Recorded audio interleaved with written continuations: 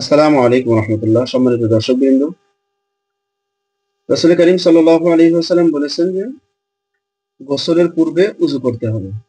উযু করার পূর্বে গোসল করা সুন্নাত। নবী সাল্লাল্লাহু আলাইহি ওয়াসাল্লাম এবং সাহাবায়ে কেরাম রাদিয়াল্লাহু তাআলা আনহুম ঠিক সেইভাবে তারা গোসল সম্পন্ন করেছেন। গোসলের আগে উযু করেছেন। কিন্তু অনেক সময় দেখা যায় যে অনেকেই গোসল করার পরে গোসলের আগে উযু না করে গোসল করার পরে আবার উযু করেন। তো এটার সরল সমাধান কি? আসলে এভাবে গোসলের পরে উযু করা ঠিক হবে কিনা? এর উত্তর হলো গোসল এর আগে উযু করা সুন্নাত। তবে যদি কেউ গোসলের আগে উযু করে না থাকে, তাহলে গোসলের পরে কোনোভাবেই আর উযু করা যাবে না।